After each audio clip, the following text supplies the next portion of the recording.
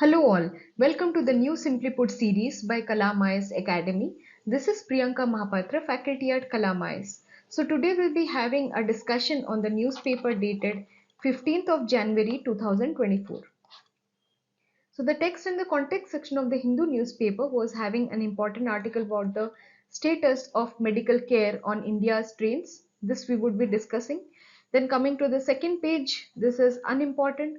Coming to the explain section of the Indian Express newspaper, the whole page was filled up with an article which becomes very unimportant from our exam point of view. So this we are not going to discuss. So today we would be taking up some articles from the UPSC essential page of this month, right? So these are the three articles that we are going to discuss today, which are displayed on your screen. So the first article is about UTTEJAM. UTTEJAM is an initiative that was launched by an IS officer. He is Collector A. Sharath. Here you can see him in this picture where he is seen inspecting in the schools regarding the learning outcomes.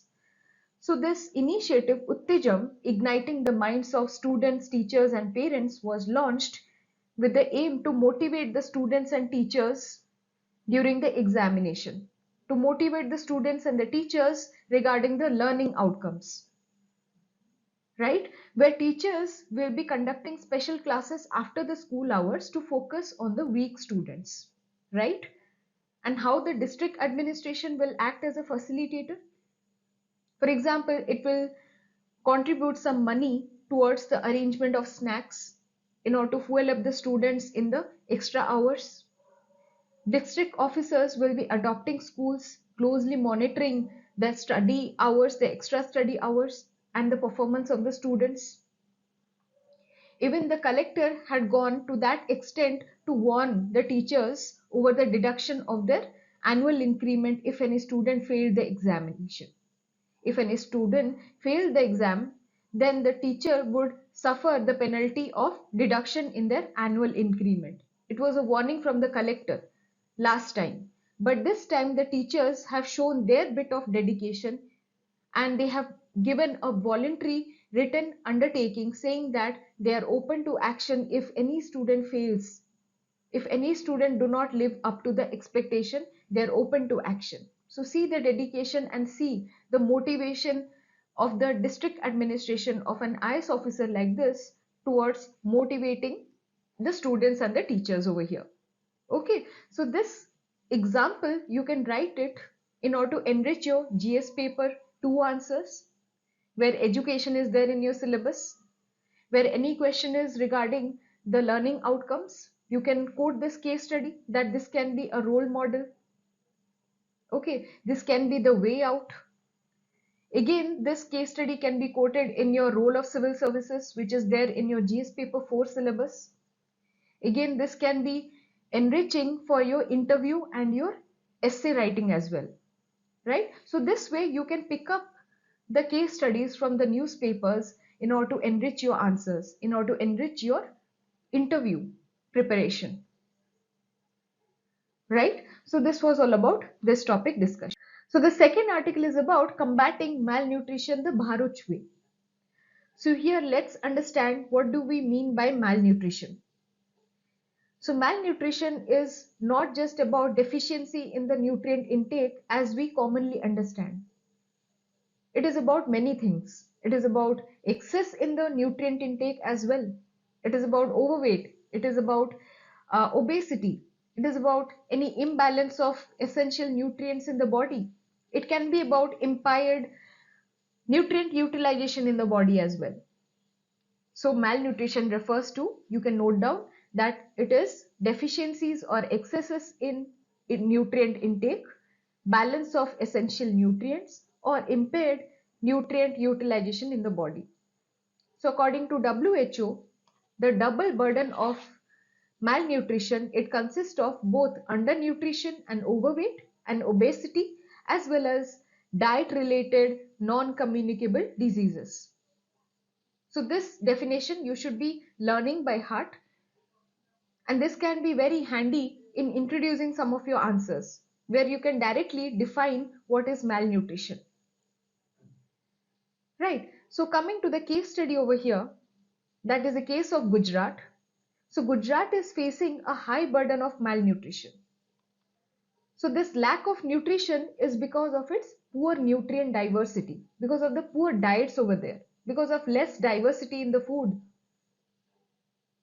So here the lack of nutrition is not because that people are having low access to food. No, it is because of the poor nutrient diversity, which is actually requiring a swift action to prevent millions of children and adolescents from suffering the consequences of the poor diets. So what are the consequences of poor diets here? It can have long-term effects on your productivity. It can affect the cognitive development of a child, the cognitive ability of the child. It can have long-term effects on the quality of the life even. Okay, so we need to ensure proper nutrition here. It's not just about the quantity of the food, but we are talking about the quality of the food that we are offering to the child. Here we are talking of the proper nutrition. So this nutrition, it will impact directly to the development during the childhood and the adolescence. And because of this high burden of malnutrition in Gujarat, Bharuch, there they are facing intergenerational malnutrition, where the mothers, the children of the children, they are facing a lot of malnutrition across generations. So here in the context of high burden of malnutrition in Bharuch, the government machinery, that is the Anganwadi centers and the Asha, they are actively reaching out to the women and the girls at the multiple stages of their development.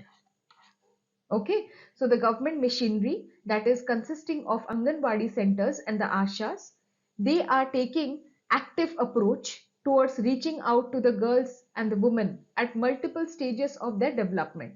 So here we are talking about a comprehensive approach in order to safeguard their reproductive health and the child health. How? Because the reproductive health and the child health both are complementary to each other. Because you all know that once the health and nutrition of the mother is ensured, then the child is more likely to be born healthy to the mother. Okay, so we first need to take care of the girls and the women there at their multiple stages of their development, and that is happening through the government machinery of the Bharuch. And what else they are doing? They are providing neonatal care immediately, that is between 6 months and 6 years. There is nutrition supplementation happening. Next, the government machinery is also going for innovative community-centric approaches where there are targeted interventions comprising of parents, teachers, healthcare providers and community members in order to safeguard the child and the adolescent nutrition. Then they are also focusing on the capacity building and increasing awareness. How? They are doing home visits to the families of the children suffering from acute malnutrition. They are providing awareness to the importance of consuming take-home ration, which is provided by the Anganwadi center, which is ensuring a balanced diet. Then also they are trying to motivate the parents, the families towards seeking timely and specialized treatment. Then they are also focusing on routine health screenings.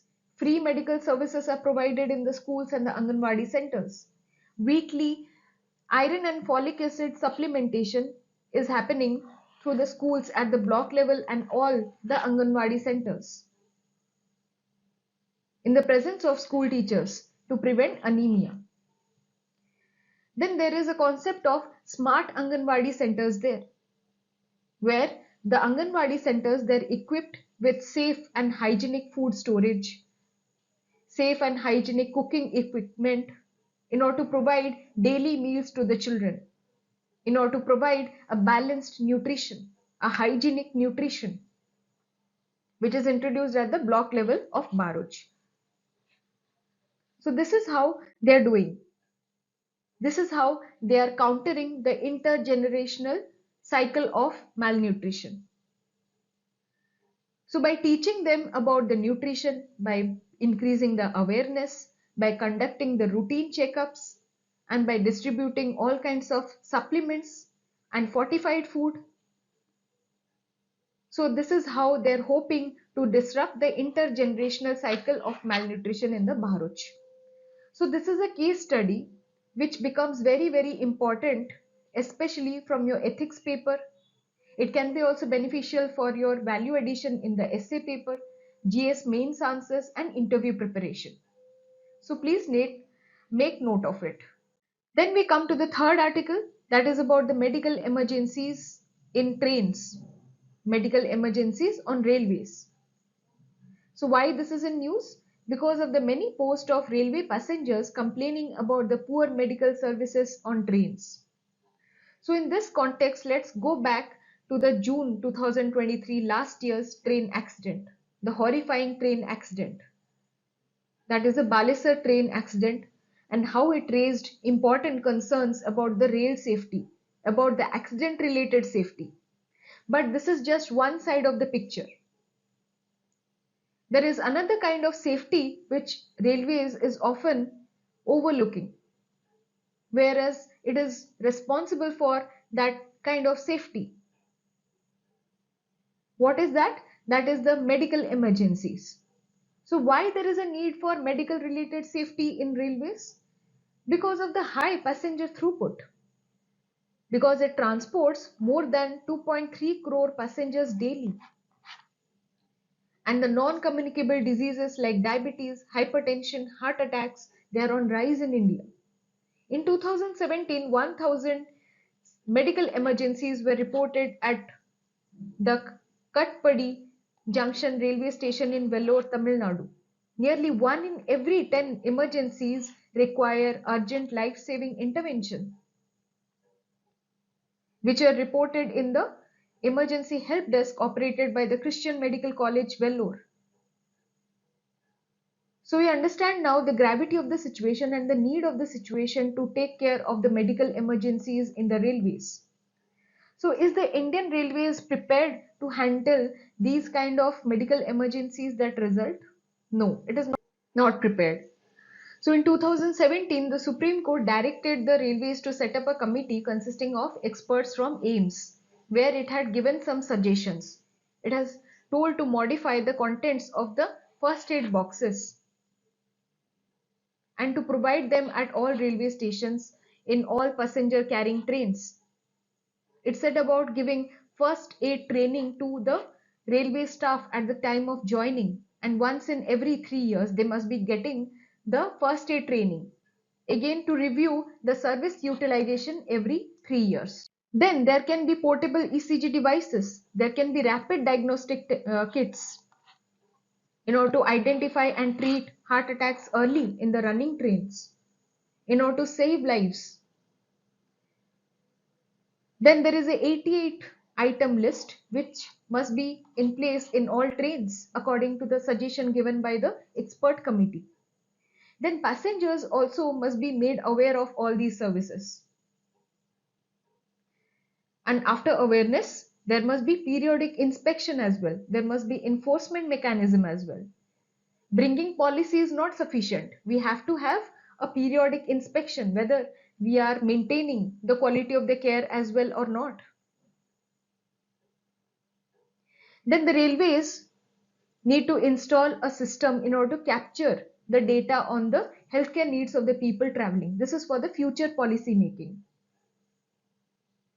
That we need to install a system to capture the data of the healthcare needs of the people traveling on trains so that we can make policy changes in the future accordingly.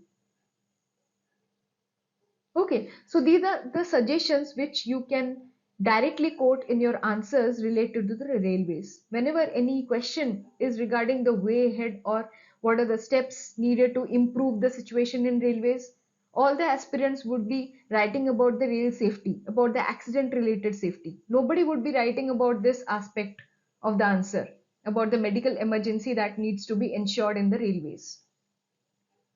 So this will give you brownie points. So don't forget to write these points. Okay, so this becomes very, very important from your GS paper 3 point of view, where railways under the infrastructure heading is part of your syllabus. Okay, and this can enrich your answer in your interview, in your essay writing. Okay, so everybody would be writing about the safety here, but this angle of tackling the medical emergencies would be very different from other answers. Hence, it would be rewarding for you. Okay, so this is the end of today's discussion, and the short notes of this video discussion will be provided in our Telegram channel, that is Kalamais Academy, and the link for joining our channel will be provided in the description box. Okay, so do join us and stay tuned for next day's discussion. Until then, goodbye, take care, happy learning. Thank you so much.